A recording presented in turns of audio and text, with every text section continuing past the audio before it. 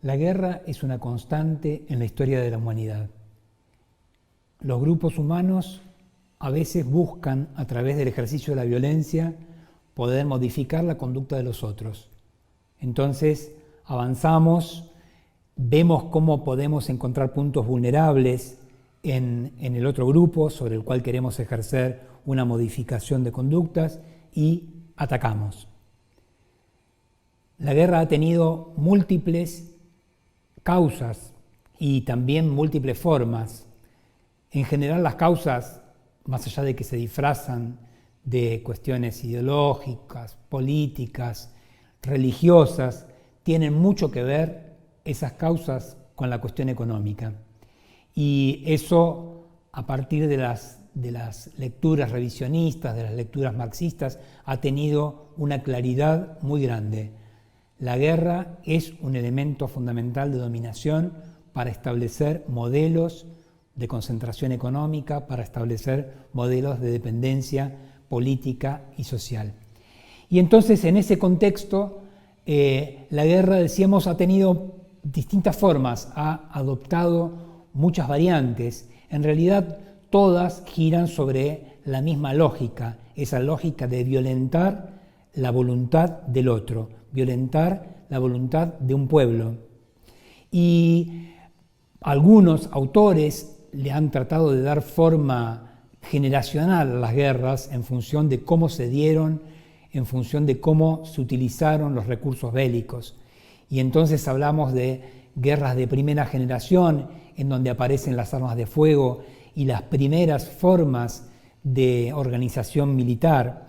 Las guerras de segunda generación, que coinciden con la aparición de la Primera Guerra Mundial, en donde los ejércitos colisionan en determinados territorios, comenzando con el uso de la artillería y de la infantería, y luego formas que tienen que ver con despliegues rápidos y los nuevos usos de la tecnología a través de las revoluciones tecnológicas e industriales en la Segunda Guerra Mundial. Y ahí se acaba este universo de definir a las guerras por recursos estrictamente físicos y comienza una generación nueva de forma de guerra, que es la llamada guerra de cuarta generación. ¿Y por qué decimos que no tiene tanta incidencia en cuanto a los recursos físicos? Porque esta guerra de cuarta generación se basa fundamentalmente en la guerra psicológica, en la utilización de la psicología del enemigo para transformar su voluntad, para ir generando conflictos, para desestabilizar escenarios. Y entonces, ¿qué utiliza como recurso? Utiliza los medios de comunicación, utiliza básicamente la propaganda y fundamentalmente la generación de escenarios específicos. Escenarios que, por supuesto, van a modificar el estado de ánimo de las sociedades que se atacan y va a generar distintos niveles de desequilibrio. Esta guerra de cuarta generación no es un invento de quienes analizamos la política, no es un invento de los que suelen ser considerados como conspirativos, sino que está básicamente descrito por instrumentos de formación militar, tanto de Estados Unidos como de Israel, de donde surgen básicamente estas teorías, y nos ponen en alerta porque su característica principal es la invisibilización, o sea, estamos en guerra sin saberlo. Y uno de los recursos que tiene esta nueva forma de guerra es el llamado lawfare, la guerra jurídica, la batalla jurídica, esta nueva expresión de la guerra de cuarta generación, es a la cual le vamos a dedicar el programa de hoy.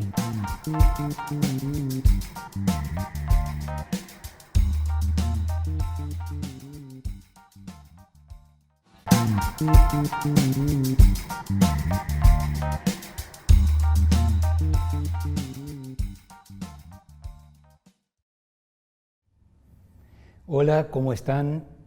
Nuevamente en una emisión de Apuntes al Margen, en una versión corregida y aumentada.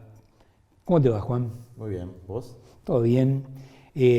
Tratando de darle forma a este nuevo programa de Apuntes al Margen y con un tema muy vigente que realmente nos preocupa y nos invita a discutirlo. Y es esta palabra medio extraña en inglés, lawfare o lawfare, como se escribe para hablar en castellanizado, o la batalla jurídica, la guerra jurídica. ¿Qué es esto, Juan? Bueno, yo podría definirlo como la instrumentalización del poder judicial orientado a la destrucción de rivales políticos. ¿De rivales políticos de qué? De los poderes fácticos que han secuestrado la democracia y han utilizado en ese secuestro de la democracia uno de los tres poderes de la división clásica que emerge de la Revolución Francesa, que es el menos democrático de los tres, digamos, ¿no? Que es el poder judicial, donde los mecanismos de selección y de control social son, por lo menos para la gran mayoría de la población, cuanto menos oscurantistas, no se entienden, son difíciles de comprender.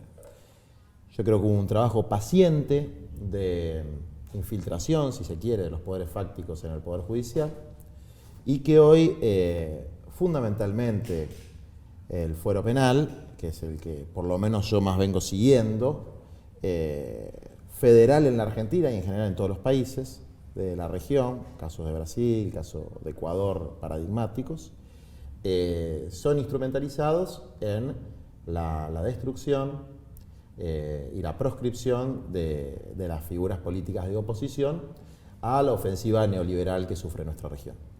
O sea, para ponerlo en blanco y negro, sería nosotros los que trabajamos, vos como abogado, yo como juez, trabajamos en el ámbito judicial, trabajamos con conflictos, tenemos un conjunto de normas sobre las cuales tenemos que operar, digamos, aplicar ese derecho y lo hacemos con el sentido para el cual fueron hechas las normas. Ahora, esta estrategia del lawfare, esta práctica que desnaturaliza las normas, ¿qué hace? Usa las mismas figuras que teóricamente estarían pensadas para que no existan delitos, para que la sociedad tenga armonía, paz, etc. Usa estas figuras ¿para qué? Para desfigurar, operar, desestabilizar los escenarios políticos. ¿Sería este el...? Es así, como una herramienta de lucha, de guerra política, ¿no? Es decir, cuando hablamos de los poderes fácticos, hay un elemento que funciona de manera coordinada con los elementos del Poder Judicial que están integrados en esta estrategia, que son los grandes medios de comunicación. Es decir, los grandes medios de comunicación imputan, procesan, juzgan y condenan, y el Poder Judicial firma las sentencias. Esta estrategia tiene un direccionamiento muy evidente a servir a los intereses de los grandes sectores económicos, que son fundamentalmente extranjeros, pero también pueden estar en alianza con sectores económicos nacionales, y en esta coyuntura tiene un objetivo teledirigido, que son los expresidentes, que en general son las principales figuras y referencias políticas de los procesos llamados populistas de la América Latina del siglo XXI, en nuestro caso Cristina Fernández de Kirchner, en el caso de Brasil Lula da Silva, en el caso de Ecuador, Correa. También hicieron algo con Evo, ¿no? Intentaron. Que no le salió muy bien, pero bueno. No le salió muy bien, pero yo creo que puede pasar, porque es una estrategia continental, una estrategia internacional. Ahora, esta formulación de un nuevo mecanismo de guerra, ¿es una cuestión que viene de algún lado, viene pensado por algún think tank de estos que pululan por el mundo? ¿Cómo podemos encontrar el origen de...? Bueno, el término tiene un origen en la doctrina militar norteamericana. Digamos, el término no se crea como, digamos, una conceptualización de una situación que pasaba en América Latina por parte de los sectores populares, de izquierda, intelectuales, nacionales, etc. Es un concepto de la doctrina militar norteamericana, fundamentalmente que, como muchas de las tácticas antisubversivas o antipopulares del pasado, se practicaron, se prefiguraron en África. Entonces el lawfare era la aplicación, ¿no? la utilización del Poder Judicial para dar golpes de Estado en algunos países de África contra facciones que eran rivales a los intereses norteamericanos, ¿no? De ahí viene un poco el término, y desde luego uno de los fundamentos de la democracia liberal es la existencia de un Poder Judicial relativamente probo e independiente. Digo relativamente porque uno después podría cuestionar cuestiones más de fondo, como la existencia de una suerte de casta judicial, ¿no? O sea, que desnaturaliza el primer concepto de la democracia ateniense, donde todo el mundo podía ser juez. Yo podría ser juez también. Y cualquiera de los trabajadores acá que están colaborando con el programa podrían ser jueces también, podrían juzgar a sus conciudadanos. Pero bueno, sacando ese ideal ateniense, la desnaturalización de la idea de la imparcialidad, ¿no? Entonces, este instrumento, este mecanismo de guerra judicial, algunos plantean que forma parte de este concepto de la guerra de cuarta generación, de la guerra de baja intensidad, por eso los golpes blandos, ¿no? La forma de utilizar las propias instituciones democráticas para afectar la esencia de la democracia, que es la participación de los sectores populares, de las mayorías, con respeto a las minorías, en las decisiones de los asuntos. Claro, qué interesante, ¿no? Porque tradicionalmente, cuando hay un rival político en un sistema democrático, la oposición, lo que tiene que hacer es generar mayores consensos sociales para poder derrotarlo en las urnas, digamos. En otro momento de la historia, esa secuencia fue reemplazada por los golpes de Estado. O sea, como no podían derrocarlo a través de las urnas, utilizaron a las Fuerzas Armadas como el bastión sobre el cual se cimentaban las transformaciones que los poderes centrales querían. Ahora, como no pueden ni con uno ni con otro, buscan una nueva alternativa que tiene de peligrosa su invisibilidad, ¿no? Porque no se ve realmente. Uno puede decir, veo a tal juez, veo a Moro en Brasil, veo a Bonadío en Argentina, veo a fulano en Ecuador, pero en realidad no son ellos los que están operando. Ciertamente hay una trama que está invisible para el común de la gente y que lo importante sería poder desenmascarar, ¿no? Poder hacer visible. Así es. Mira, hay una relativa a un elemento que refuerza el lawfare, que es que existe un manto de legalidad sobre estas estrategias de desestabilización o de cercenamiento de la democracia. Es decir, si uno no es experto en derecho procesal, bueno, entiende cuáles son las ilegalidades de lo que está haciendo Bonadío o de lo que ha hecho Moro. Es decir, es absolutamente imposible de comprender para el 99% de la población que no tiene formación técnica, pero básicamente volvemos a una etapa de oscurantismo judicial, una etapa inquisitiva, es decir, donde la sentencia es previa al procesamiento, ¿no? Ya se sabe qué es lo que va a decir, todo el mundo sabe qué piensa el juez, lo que hace el juez es tratar de buscar argumentos para justificar la posición que ya tiene. Esos argumentos, bueno, son muy fáciles de desarrollar cuando el aparato comunicacional está claramente operando a favor de esa estrategia. Y otro elemento es que como toda guerra, el lawfare se asienta o trabaja sobre las vulnerabilidades de su enemigo. El tema de la corrupción en los procesos populares o populistas latinoamericanos. El populismo sabemos que es un término que se puede usar peyorativamente, pero que también tiene una elaboración teórica no más positiva. Bueno, se asienta sobre una base fáctica real, que es la existencia de estructuras de corrupción política, ¿no? No se habla de la corrupción económica, no se habla de la corrupción mediática, pero se habla de la corrupción política, que existe, que existió y que es, podría decirse, otro cáncer de la democracia, ¿no? Un cáncer de otro tipo, pero es otro cáncer de la democracia. Y sobre la base de algunas verdades a medias y medias verdades, se construye un ataque directo a la dirigencia política de un sector de la sociedad, ¿no?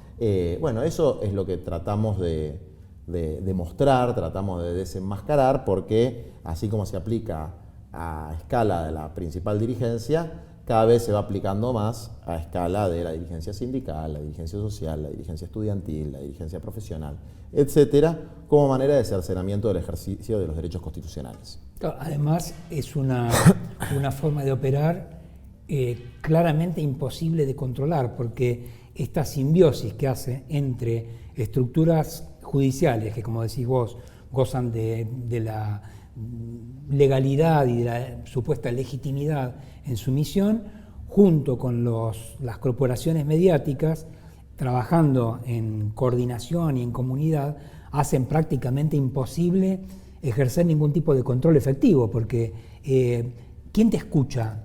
¿Quién te ve? ¿Quién te cree cuando semejantes estructuras se ponen en movimiento? Es así, por eso hay dos elementos que en este combate yo considero indispensables. El primero es la organización popular y comunitaria de base, recuperar el valor de la interacción cotidiana entre las personas, en los barrios, en las cooperativas, en la fábrica.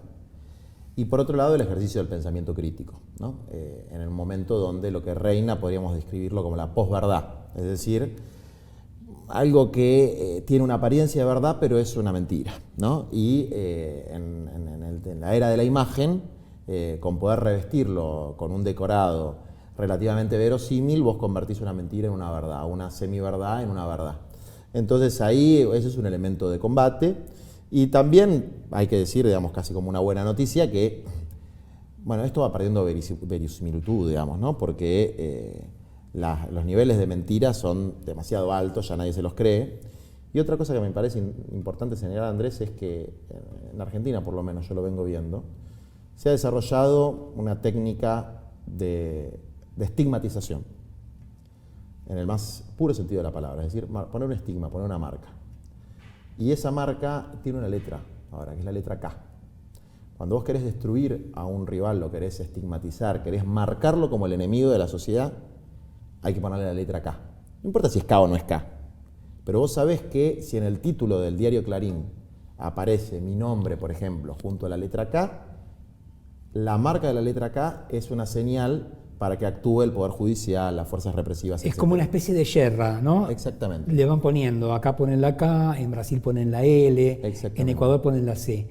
Y como es un tema claramente hemisférico, en el próximo bloque vamos a tratar de entender por qué el lawfare hay que abordarlo en toda América Latina, en todo el continente.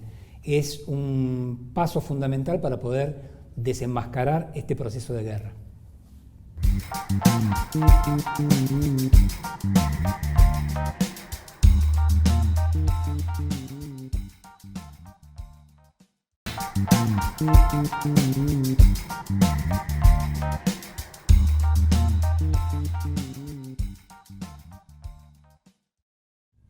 Seguimos en Apuntes al Margen, analizando con Juan Grabois el tema de lawfare y ahora sí yendo a la cuestión de su carácter hemisférico.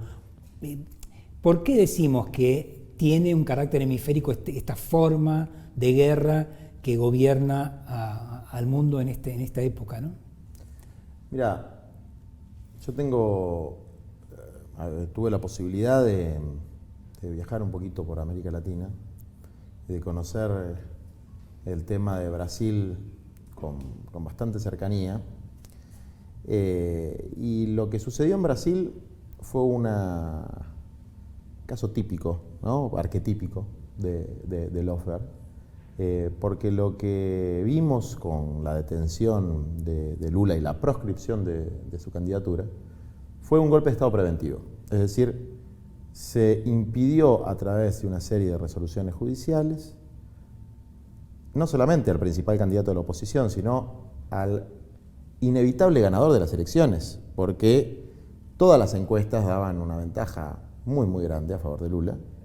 Se le impidió presentarse a elecciones y, por lo tanto, ser el presidente de Brasil. Es decir, hubo un rediseño de la estructura del gobierno brasilero del año 2019 a partir de la decisión de 2 o 3 señores a los que nadie eligió para tomar esas decisiones, y que lo hicieron con una clara intencionalidad política. Y esos 2 o 3, uno de esos señores es el señor Moro, el juez Moro. El juez Moro tiene un vínculo muy evidente con algunos personajes de nuestro Poder Judicial, como Lorenzetti y Bonadío, ¿no? Tienen algunas fotos juntos, han hecho juntos cursos contra la corrupción con docentes norteamericanos, digamos. Existe, es como una nueva escuela de Panamá, una cosa así. Es una escuela, claro, una especie de escuela de las Américas, una escuelita jurídica de las Américas. Qué interesante, ¿no? Es interesante y hay que estudiarlo, hay que rastrear un poco sus orígenes, sobre todo en los 90, cuando empezaron esos cursos, ¿no? O sea, el cambio de etapa de la Guerra Fría y las nuevas políticas internacionales de Estados Unidos y de los sectores del poder económico.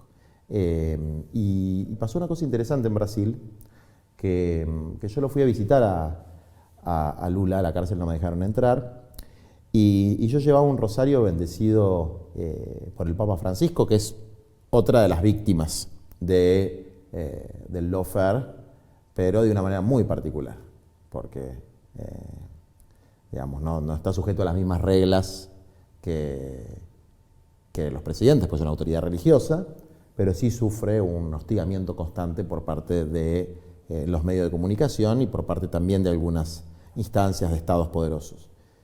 Pero lo que fue interesante fue que los medios de comunicación empezaron a discutir si el rosario era original o era falso.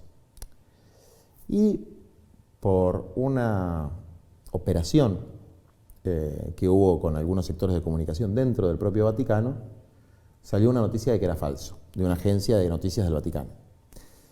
Y pasó una cosa que para mí fue una novedad, no sabía que existía eso. Parte del dispositivo comunicacional son las redes sociales. Las redes sociales son un espacio que no son neutros, que tienen reglas, que funcionan mediante algoritmos y donde hay asimetría de poderes, porque existen 2 formas de manipularlas, varias, ¿no? Pero hay 2 que yo conozco, que son los trolls, es decir, ejércitos de usuarios falsos, generando tendencias, etc. Y las fake news, que son las falsas noticias. Esta última, las fake news, empezaron a tener una manera de regulación que son las agencias de chequeaje, que contratan los grandes grupos de tipo Facebook para que chequen que las noticias son falsas o verdaderas, ¿no? Una especie de ministerio de la verdad privado. Entonces, la noticia que había puesto Lula en su página oficial de Facebook, que tiene millones de seguidores, del rosario bendecido por el Papa, fue calificada como fake news y en la página de Lula tenía un loguito que decía, esta es una fake news. ¿Entendés? O sea... Le interviene en su propia página para decir lo que usted está diciendo es falso. Exactamente. Esa agencia de chequeaje es una empresa subsidiaria del grupo de O Globo, es decir, lo que vendría a ser el grupo Clarín de acá. Y todo queda en familia, digamos. Todo queda en familia. Bueno, después, como hubo una desmentida oficial del Vaticano diciendo que efectivamente el rosario era original, tuvieron que sacarlo a lo de la fake news. Pero eso generó un debate muy interesante sobre si lo que controla la fake news son las agencias de chequeaje. ¿Quién controla las agencias de chequeaje? Claro. Y un dato para tener en cuenta, que es que antes de la proscripción de Lula, no nos olvidemos que fue la caída de Dilma Rousseff, que fue el primer paso en este golpe preventivo. Y yo siempre invito a la simplificación, ¿no? Porque los que manejan el oscurantismo judicial avanzan sobre la cosa compleja. Esto no es para que lo entienda cualquiera, y yo quiero invitar a la simplificación. Cuando fue lo de Dilma Rousseff, el gran tema que le encontraron a Dilma para desplazarla de la presidencia de Brasil fue el haber utilizado una partida presupuestaria que tenía una finalidad específica para otra finalidad, en este caso una finalidad social, y que eso violentaba la ley de presupuesto y violentaba la garantía fiscal que rige en Brasil.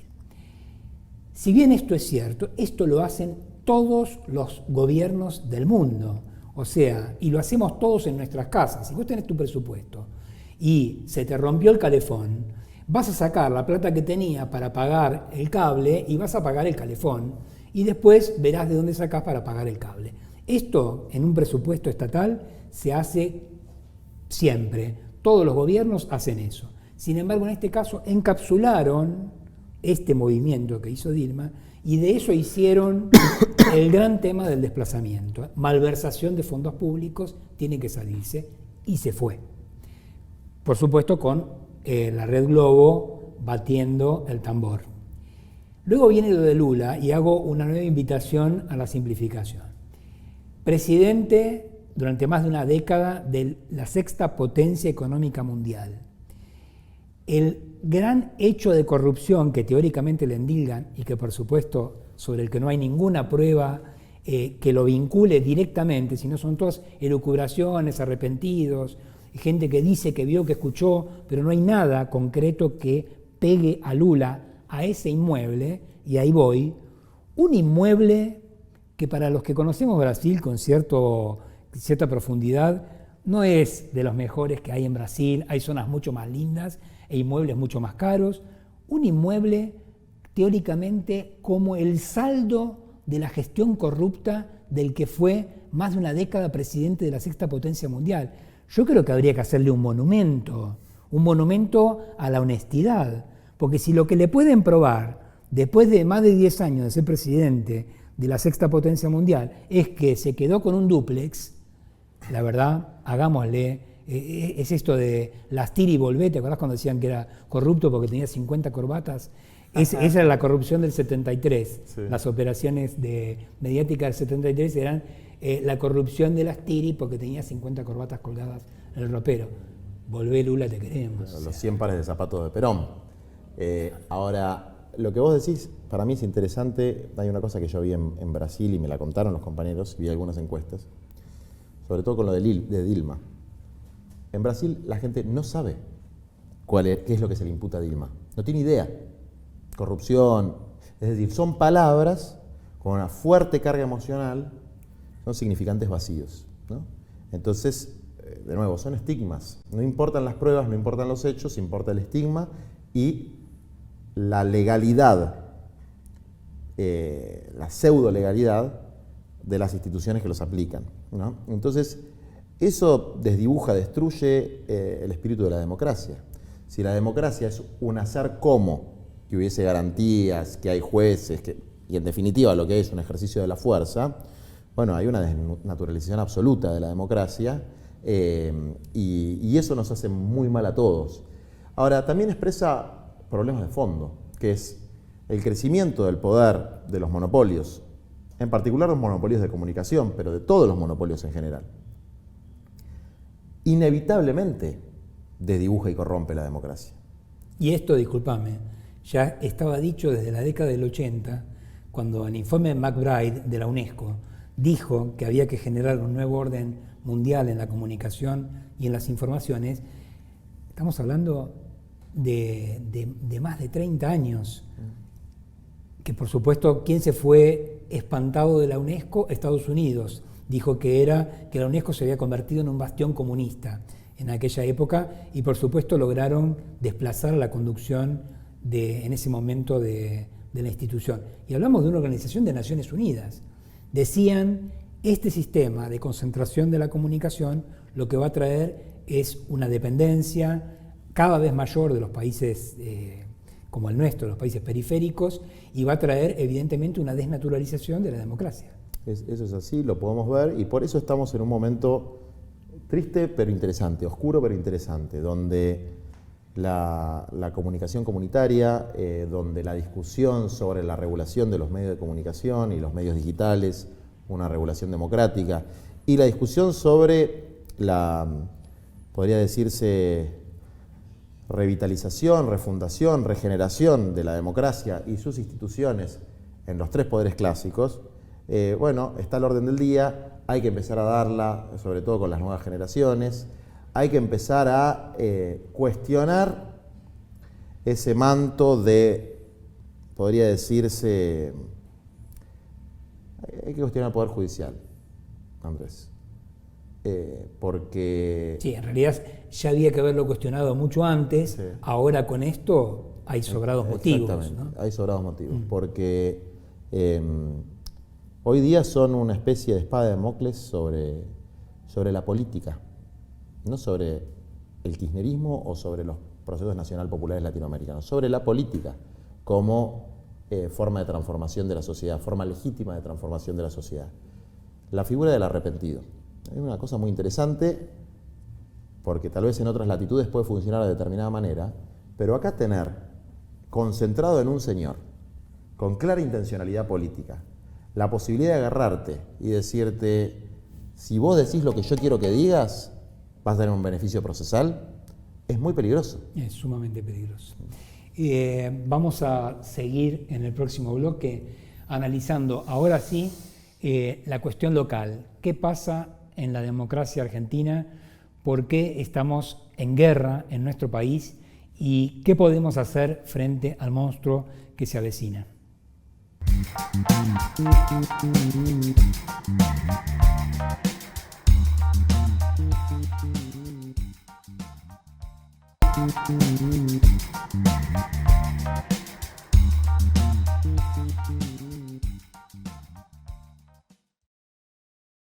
Ya avanzamos como para poder entender el carácter hemisférico del proceso de la guerra judicial o lawfare.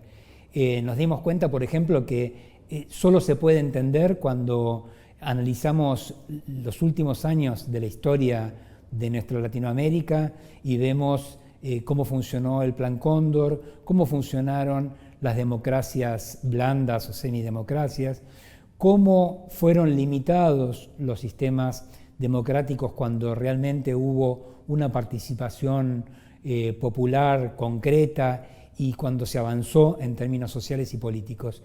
Eso solo puede servir para comprender de forma cabal a qué apunta esta nueva forma de guerra que llamamos el lawfare. Y en nuestro país, en estos días, la forma de avance que tiene el poder central internacional ha cobrado singular importancia. Juan, hace unos días acompañaste a Cristina Fernández a los tribunales, justamente convocada en un marco judicial que podemos categorizar como perteneciente a la guerra jurídica. ¿Cuál es la definición que podés dar de ese acompañamiento?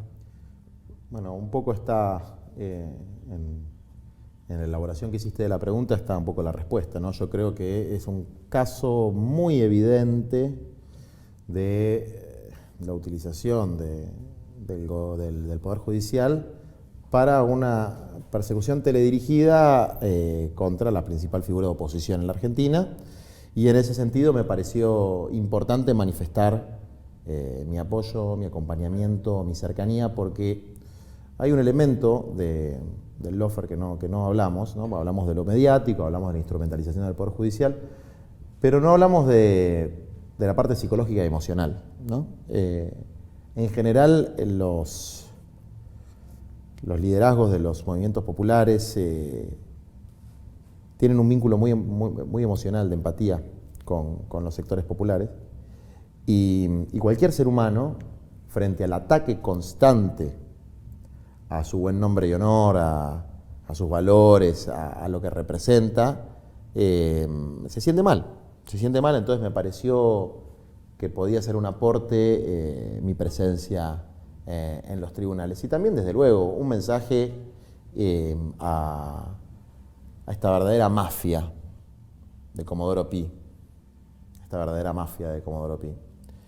en el que yo quería mostrar que existimos muchos hombres y mujeres en la Argentina, que no fuimos kirchneristas, que no fuimos funcionarios del gobierno, que no tenemos nada que ver con los De Vido, con los López, etcétera, pero que tampoco comemos vidrio, que no somos tontos y que entendemos cuál es el objetivo que hay en este proceso de persecución que sufre la expresidenta, que sufre Lula, que sufre Correa.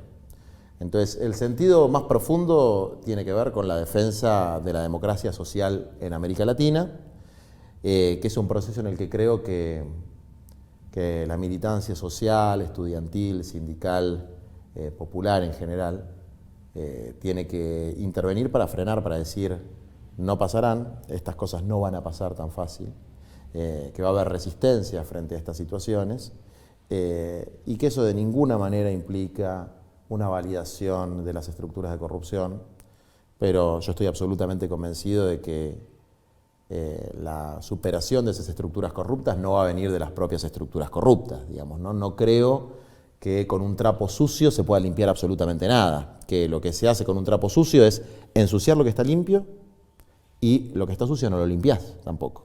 Entonces, ¿y a qué me refiero con el trapo sucio? Me refiero a estas mafias judiciales totalmente cooptadas por el poder económico y que van a estar al servicio de cualquiera que tenga poder, digamos, ¿no? Entonces ese es un poco el sentido de mi acompañamiento.